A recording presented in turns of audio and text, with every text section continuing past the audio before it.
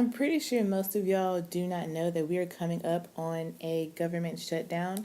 This will be, I think, the second one, and it affects a lot of people. I don't know if y'all know that, but it affects so many different people. So, I'm going to be kind of reading from three different articles. I'm going to try to make this as short as possible, but I kind of want to get all of the information to y'all so y'all have an understanding of what could possibly be about to happen come next Saturday, because that's when it's supposed to happen if funding does not go as planned.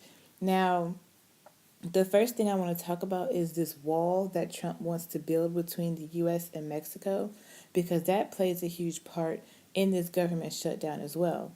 And I'm going to leave, of course, all sources in the description like I always do. Now, this first one is lawmakers do not support Trump's wall. And for starters, the wall is going to cost $1.4 billion to begin construction. That's not even for the whole, wall. And it says that not a single member of Congress who represents the territory on the southwest border said they support President Donald Trump's request for $1.4 billion to begin construction on his promised wall, according to a Wall Street Journal survey testing the administration's ability to reach a deal on government funding next week. So right now, their main concern is not the wall. Their main concern is how the hell are we all going to get paid after the 29th? Because that's when government funding ends. All the money that Trump spent on bombing Afghanistan and Syria, that was a hell of a lot of money that the government did not have. And the thing about this government shutdown is it affects people close to me, such as my mother, because she's a government employee. And I remember the first time when she got furloughed, I think it was like 2 months. And granted, a lot of people have savings or whatever, but at the same time, it's just like you don't want to go into your savings because of some stupid shit that someone else is doing. So it says most lawmakers representing the region, both Democrats and Republicans, say they are opposed, and many say they have unanswered questions. A few more non-committal, but not a single member of the House or Senate representing the region expressed support for the funding request.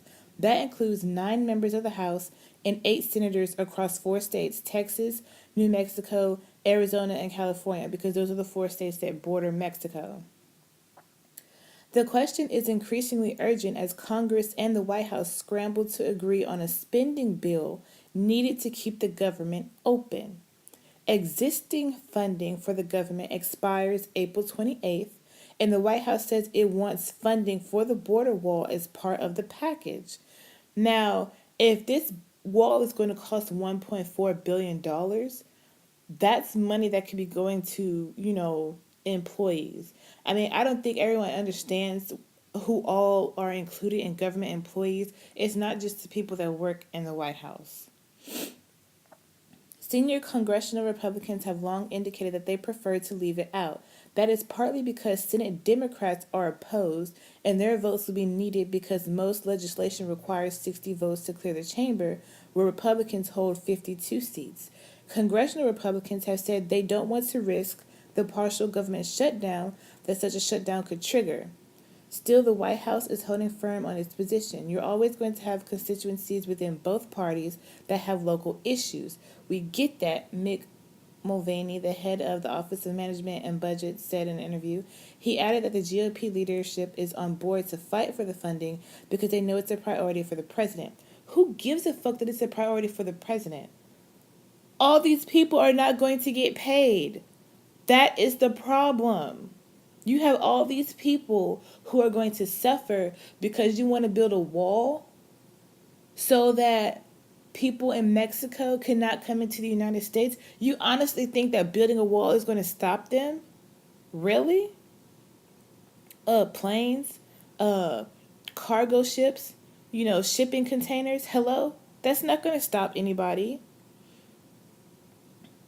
Now, I want to go on and actually talk about the government shutdown. because I feel like y'all need to know like what is going to happen with that. It says the White House ordered federal agencies Friday to begin preparations for a potential partial government shutdown after signaling President Donald Trump would demand money for key priorities and legislation to continue funding the government beyond April 29th.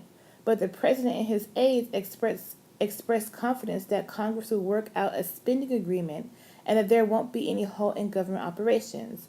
Administration officials portrayed the order as normal contingency planning, stressing that the previous administration had followed the same practice as funding deadlines approached.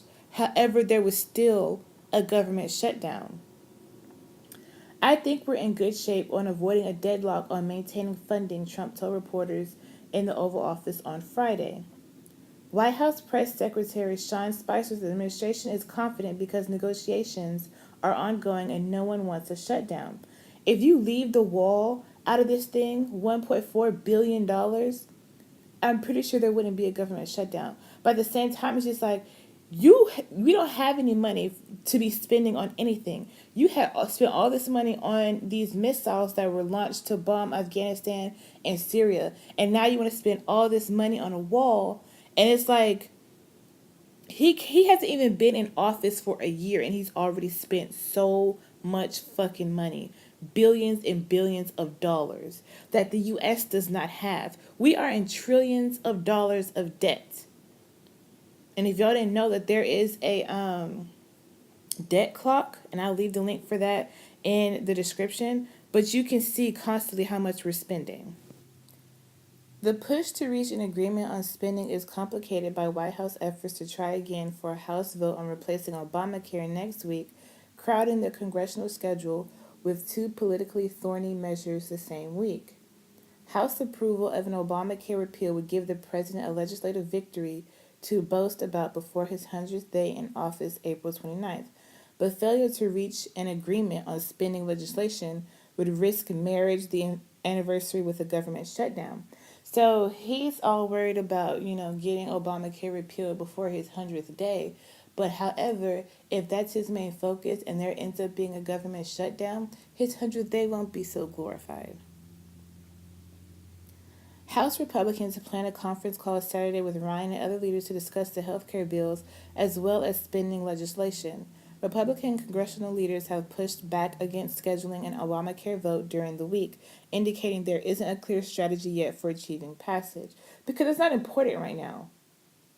That's really not important.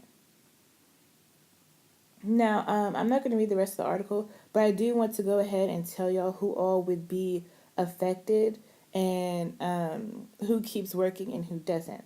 Now, there is a graph or a chart that it says here's how many worker days were lost during 16 days of government furloughs forced by the last government shutdown 4 years ago. So you had the Department of Health and Human Services. The total employee furlough days was 449,000. Then you have the Department of Commerce, which is 312,000 days. Then you had the Department of the Treasury, which was 985,000 days. Then you had the Department of Defense, which was 1.6 million furlough days. Okay. And then you had the Department of Agriculture, which was 737,000. Then you had NASA, which was 192,000. You had the Environmental Protection Agency, which was 167,000. You had the Department of Labor, which was 147,000. Then you had the Department of Interior, which is 646,000. Now, these days that I listed are not actual days. They're days accumulated for all government employees that work in that particular department. So that's each person's days added together, which represents how many days that it would have been. Because I think it was in 2013, it was only 16 days. But I think some other government employees were out longer than that. It says, so far the threat of a shutdown appears low as the GOP seeks to avoid the kind of backlash that accompanied the 16-day stalemate of October 2013. That debacle cost the economy more than $1 billion a day, according to most estimates. And that's because if you're not working, if there's no one there, and you're used to just making money, there's no money to be made. So even with a furlough, it's still costing money. And that's one thing that I think a lot of people don't understand is during a furlough, you're not getting paid and you don't get back pay when you go back to work. So that money is just not there. And people think that it's saving the economy money by having the furlough. It's actually costing more money by having a furlough than to not have one. It says, with ongoing dysfunction in Congress, evidenced by the GOP's failed effort to repeal and replace Obamacare, are giving some analysts pause. That failure taught us that we can't rule out intra-party skirmishes in addition to the usual clashes between the parties. If Congress once again shoots itself in the fiscal foot, the resulting gridlock would be inconvenient and costly for taxpayers. So now, who keeps working? Some benefits like unemployment insurance and veterans benefits could be delayed or reduced, which my mom is a veteran, so that would affect her. National parks, museums, and many passport offices would shut down. The Small Business Administration and FHA would stop guaranteeing new loan applicants. Farm subsidy checks stop flowing, and IRS tax processes would slow down, among other headaches, which a lot of people have still not gotten their tax refunds yet, which we knew ahead of time that it was going to take longer now that Trump is in office. So, I mean, that was evident. Now, I know that this video has gotten like really long, but there's just so much things that people need to know about a government furlough and how it affects people. If you're applying for a mortgage and the bank wants to verify your tax return, you'll be out of luck.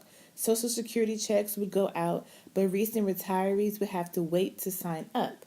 So if you're just now retiring, it's going to take a while before you're able to sign up if there is a government furlough. Though U.S. military troops would continue serving, some might have to wait to get paid. So my thing is, you can't even say, oh, I'm not going to work. If you're in the military and say you're overseas and you're not getting paid, then you can't just say, oh, I'm not going to work. No, that's being insubordinate. And the Commerce and Labor departments would be shut down, which would delay their data releases, creating a hardship for economists and investors. Some of the more than 2.2 million government workers would be exempt from furlough, including those who provide essential services. For example, NSA agents would keep snooping on phone calls, TSA screeners would keep examining luggage, and air traffic controllers would show up for work, along with food safety inspectors, border patrol officers, and federal prison guards. Most FBI agents, doctors, and nurses at the VA and other federal hospitals, any federal emergency and disaster relief workers, which are people who are important, though the NSA is not important. All they're doing is snooping on phone calls. They can be furloughed.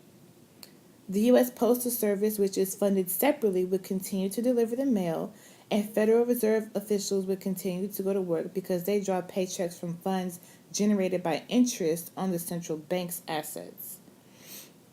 So the 2013 shutdown cost $20 billion. $20 billion. So in my mind, I'm just like, okay, you're going to have this furlough because you can't pay people. But having this furlough is going to cost money. That doesn't make any kind of sense. That's like counterproductive, counterintuitive. Like it doesn't make sense. Though past shutdowns have been short, it doesn't take long for the costs to add up. And I'm going to tell you why. Last time around, some deferred business were made up in the few weeks and months after the government opened again for business, but other losses were permanent. Non-government business catering to terrorists visiting national parks, for example, suffered permanent losses on hotel bookings. Realtors reported that some home sales were canceled because of delays in mortgage approvals. Estimate of the total tab varied. Moody's estimated that the 2013 shutdown slashed about $20 billion from overall gross domestic product, or about half a percentage point in the fourth quarter of that year. The ratings agency estimated that about 400,000 federal employees were furloughed, another 1.2 million federal employees worked but were paid late, and a couple of 100,000 private sector employees, many at defense contractors, could not work because of the shutdown and are unlikely to receive back pay. Like I said before, you don't receive back pay, you just lose that money. Congress is supposed to pass on an annual budget, usually through multiple spending bills for various government agencies and functions, well before the end of the fiscal year, which falls on September 30th. When the process breaks down, as it has done frequently in the past decade, the only way to keep the government funding is through what's called a continuing resolution. The measure amounts to a budget band-aid, giving federal agencies authority to keep spending what they're already spending for a few more weeks or months. The current continuing resolution passed in December runs out at midnight next Friday, a deadline that both sides of the aisle could use to fight policy battles. Bills have already been introduced to use the budget process to advance measures opposing abortion and to block construction of President Donald Trump's proposed border wall. Like this wall, he just needs to get this out of his head. What is the purpose? Who cares? Other than him, he's the only person who cares. Congress doesn't care. The Senate doesn't care. The House of Representatives doesn't care. Most Americans don't care, other than the ones who voted for Trump. And even some of them are feeling the ramifications of their decision to vote for him. But that's pretty much it. But all in all, I feel like it's stupid. And here's my reasoning. Okay, so you have the troops who are not going to be getting paid. And here's the thing behind that. It's not necessarily the troops that is just going to affect. It's also going to affect their families. Because you have, wife or husband at home and you have kids, they're expecting to get that money on time. They're sitting here at home not only worrying about their soldier that's overseas, but worrying about how they're going to feed the kids, how they're going to pay the bills, how they're basically going to function. Then you have the people who work at these national parks and museums and things, and then the people who, the hotel bookings, they depend on these bookings and people coming to the museums for their money. That's what they depend on. And the fact is, they could possibly be shut down. They can go out of business because they're not getting this money. And within the coming weeks and months after the furlough, they're not making that money fast enough to back pay all of the bills that they're now behind on. Then you have the veterans who won't get their checks, which, that hits close to home. Like I said, my mom is a veteran, and it's like, you have so many things that are going to happen that's going to be a domino effect of these people not getting paid and not being able to work. There's other things that affects. It's not just that person. It's also their families, their business, basically their life that it affects. And some people know it does not affect them, but you got to think about other people, like your friends, your family who work in these positions. All because of Trump and his greedy, tyrant, orange ass. Honestly, since he's been in office, he's done nothing but make America worse. Because America was already in fucked up shape. He just came in and made it worse. And I think a lot of these white people who voted for him, and also these black simps who voted for him, are starting to feel the backlash. So what do y'all think?